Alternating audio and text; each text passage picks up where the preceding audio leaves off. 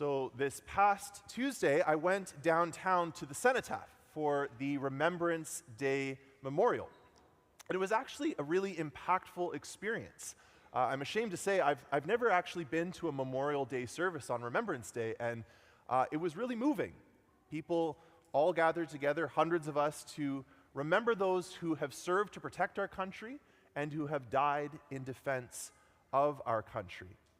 And one of the most moving parts for me was a time where everybody got the chance to see wreaths being laid at the cenotaph, representing different groups and organizations and even countries. And there was a wreath that was laid down from the Netherlands, from Holland. And that had a special significance for me as I was watching, because both of my grandparents are from Holland. And they lived through World War II, and they lived through the German occupation.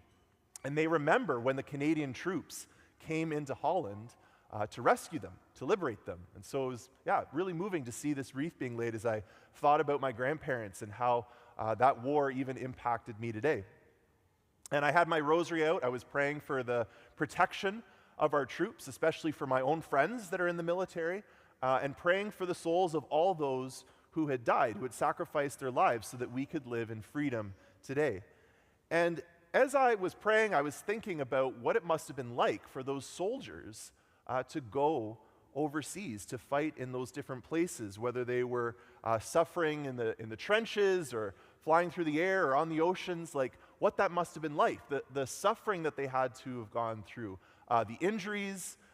Many of them died, but all of them, they saw horrors that none of us can really imagine. And in their darkest moments, I wonder if they ever thought to themselves, "What is this all worth it? Like, is my life having an impact on others? Is my story here, my sacrifice, is it actually accomplishing anything?" And yet here we all were, all downtown, hundreds of people gathered to do just that, to remember them, to make sure that their sacrifice doesn't go unnoticed, and asking God to keep our land glorious and free. And everyone there, publicly, we were sharing in this collective experience of remembering and seeing how the individual lives of these soldiers have impacted us today, that they have a profound meaning, these soldiers' lives, and they deserve to be honored even if they didn't fully realize their impact while they were still alive.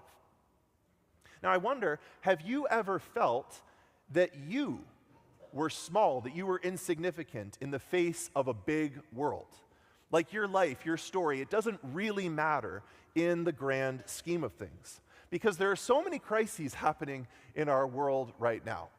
There's wars, and there's diseases, and there's poverty, and all these things. And in the face of gigantic issues, sometimes we can feel really, really small.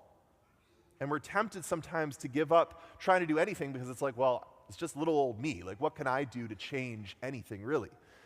And sometimes we don't think our lives are meaningful because we don't feel like we're having as much impact as other people. I don't know, like celebrities or politicians or artists that seem to be making a big mark on history, that their legacy is going to be remembered. And you wonder, like, well, what's my legacy going to be? Is anyone going to notice me? Or maybe because of all the suffering that you've had to endure in your life, whether it's physical suffering, whether it's emotional or relational suffering, at times you might wonder to yourself, what's the purpose of all of this?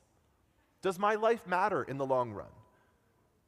Or am I just one more blip on human history amongst the billions of other people that have lived on our planet? Well, I want you to know that your life has incredible meaning. Your life is incredibly valuable, whether you're able to see that or not.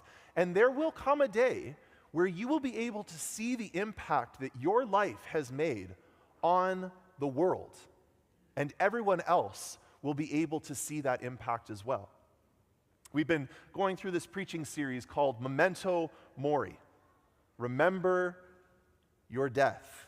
And we've been urging all of you to be preparing for the certainty of your own death and ready for what happens after death.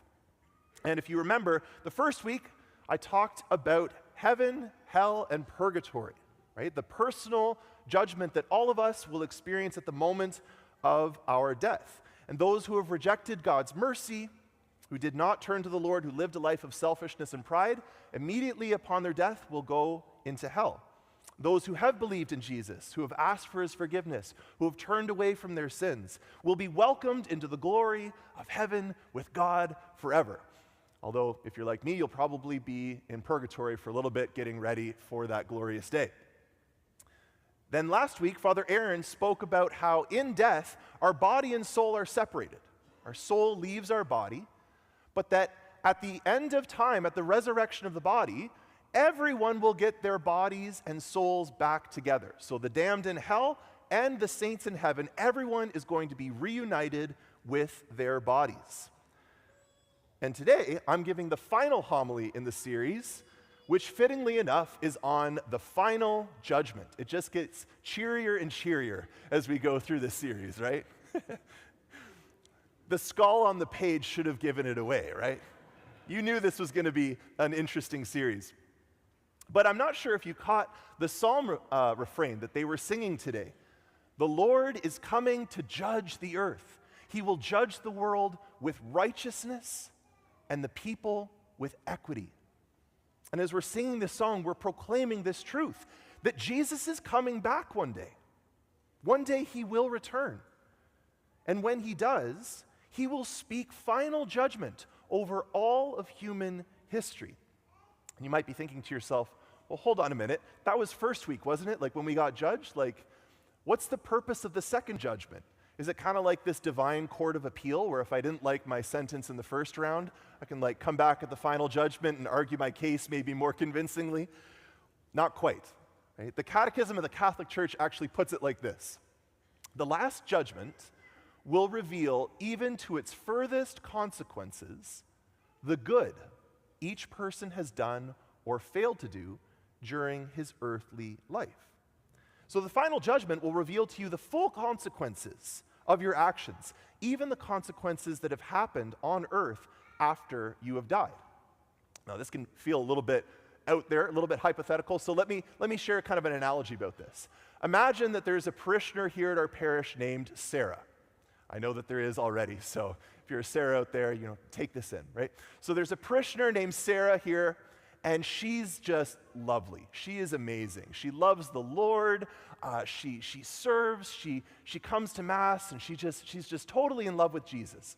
And because of that, she invites her friend Kathy to come to church with her, and she invites her to come to Alpha. And Kathy has this amazing experience of God's love through Sarah witnessing her faith. And Kathy has a conversion as well. So now imagine that Sarah, shortly after Kathy's conversion, Sarah dies in a tragic car accident. And Sarah is before the face of God for her personal judgment after she dies. And Jesus says, Sarah, I knew you in life. You were my friend. You spent time with me. You turned away from your sin. You put your faith in me, not because of any good things that you've done, but welcome into heaven. And in that judgment, Sarah will see the impact that her life had on Kathy, that because of her, now Kathy is having this life of faith. So super, super exciting. Sarah goes into heaven. Saint Sarah, pray for us, okay? So Sarah's in heaven. Now Kathy is still on earth. And Kathy, she's had this conversion, so she starts inviting all of her friends and her family to Alpha. And many of them start to convert and turn to Jesus. So at the end of the world, at the final judgment, Sarah in heaven will go through this final judgment, and she will see all of the ripple effects of her good actions throughout history. She'll see how not only did she impact Kathy's life, but all of these other people through her yes to the Lord. And it will just have that much more glory and joy for her as she celebrates in heaven. So this is one element of what's happening in the final judgment. You're seeing the full consequences of your actions throughout history. But another dimension of this is that the final judgment will be public, in that all of humanity will be present and will be judged together as a group. So Jesus actually speaks about this in the Gospel of Luke when he says, "Nothing is concealed that will not become evident, nor anything hidden that will not be known and come to light." So when you die, your judgment is between you and God. But at the final judgment, everyone will be witnesses. It's like a highlight reel of your life, but it's being watched by billions and billions of people, all the people that have ever existed. Now, I can quite literally see the anxiety in the room rising. It's like, oh no, Father Isaac, not everything I've done, not everyone, right? And if it's any consolation, you get to watch everyone else's life too. So, we're all in this together. But remember, the way that you experience the final judgment is going to be very different depending on where you're spending eternity. So for those who have died and gone to hell, they're going to experience the final judgment almost like a public shaming because of all of their own regrets that they've taken with them into the afterlife. So all of the crimes, all of the sins that they committed here on earth will be put on display before everyone. And all the people that they victimized here on earth will be able to see justice finally being done to their abuser as King Jesus establishes justice finally. So people in hell, they'll see the full devastation that their sins have caused on the world, even after they have died. But they will also see how Jesus was able to overcome their evil. They will see how Jesus was able to bring good out of everything. But because they're in hell, they have all this guilt, all this shame, they won't be able to recognize any goodness about it. They'll just see it as an attack. They'll just see it as something that will redound to their shame for all of eternity. But if you're in heaven, it's going to be a very different experience because even your worst moments, even the darkest moments of your life, will be transformed. You'll be able to see them all in the light of the mercy of Jesus. You'll see how God saved you from your sins, and you'll be so rooted in the love of God, you'll be so secure in belonging to Him, being loved by Him, living in His protection, nothing can harm you, that your worst moments will only lead you to love God more as you see them. Remember, in purgatory, any regrets or any guilt or any shame that we had, that all gets burned up. You're perfect in heaven. So you're experiencing this final judgment from that perfected state. And you'll get to see all of the good that you did, all of the hidden, unseen victories, all of the silent prayers, everything that you did to love the Lord, to love others, that will be lifted up and celebrated in front of all of humanity, kind of like how we celebrate the saints now. So because of the final judgment, all of us will finally be able to understand how God has worked through human history and how He was able to bring good out of evil that seems so unbelievable how He could do that. We'll see how our own lives have impacted the lives of others around us. We'll see how we were impacted by the decisions of others. It'll kind of be like this collective aha moment for all of humanity, recognizing all that God has done. And we will see justice served because King Jesus will bring justice. He will publicly glorify the lives of His saints, and He will publicly expose the shame and guilt of those who are damned. And we will see, finally, the significance that our lives have had on human history. So yes, the answer to this question is your life has incredible value and importance. And at the final judgment, the whole world will be able to see that. Now, you might be thinking, okay, I want to be ready for this. I want to be ready for the final judgment. I want to have a good experience when Jesus comes to establish justice for the whole earth. How do I prepare for this moment? Well, you guessed it, Memento Mori. Remember your death. Because going back to that experience that I had on Remembrance Day, there were specific things that we were all doing collectively to remember those who had served in the armed forces and those who had died. And one of the things that we did was wear poppies. There was poppies everywhere, poppies on jackets, on hats, on scarves. I even saw someone had pinned one on the vest of their dog. There was poppies everywhere. And we wore these poppies literally to serve as a memento for the day. It helped us to personally remember the fallen. But we also wore it publicly. We wore it on the outside of our coats so that everyone else could be reminded of the need to remember those who had fallen. So what if we had a similar memento for the final judgment? Things that we could use to internally remember the need to prepare for our own judgment, but also a way to show the world that they also need to prepare as well. Kind of like mementos of our mori. I don't know if that Latin works at all. I almost failed that in seminary. So, mementos of our mori, mementos of our death. Well, what if we made the decision to wear a crucifix as a memento of our death? To put up crucifixes in the rooms of our houses, to every day be able to look upon it and be mindful of the death that is coming, but also that we want to be in friendship with Jesus, who suffered and died for us, that he laid down his life for us, that he sacrificed his life for us so that we could have eternal freedom. Not only would this remind us to prepare to meet Jesus, but it would also be a public witness to those around us of the hope that we have found in Jesus Christ.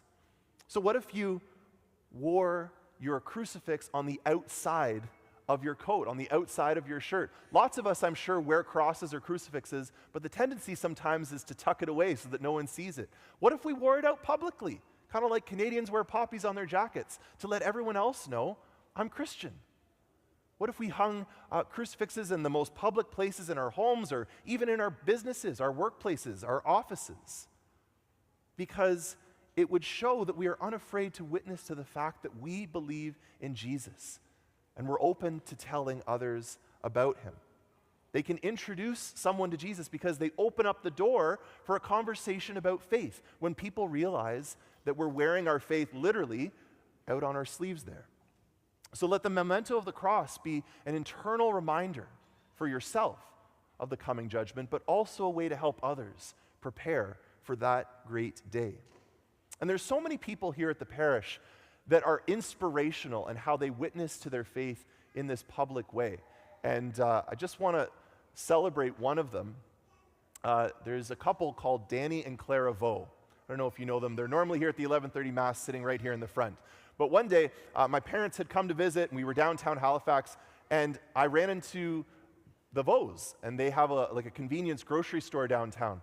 And they weren't expecting to see me. I wasn't expecting to see them. They're like, oh, well, come check out the store. And I went in, and I was so impressed that behind their counter, right there in their shop, they have a crucifix, they have pictures of Jesus right there on the wall. So that as they're going about their work during the day, they're able to look at Jesus and be reminded of the sacrifice that he gave for them, but they're also publicly witnessing to anyone that walks in the store, we're Christians, and we'd love to tell you about Jesus. Think of Bill Scollard. Many of you know him.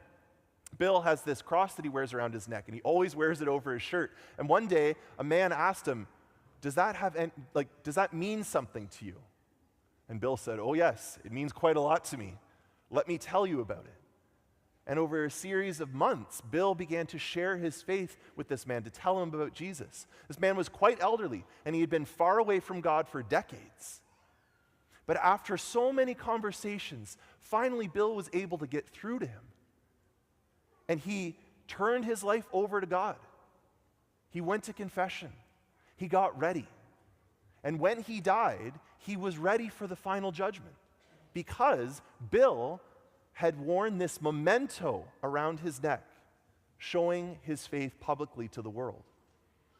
We can all do this because one day, all of humanity, every single one of us will be gathered before the throne of King Jesus. And he will pronounce final judgment over human history, and we will see the impact that our lives have made on those around us. So let's remember our death and prepare so that when that great day comes, we will be able to see that our lives have left a legacy of faith that has rippled throughout history.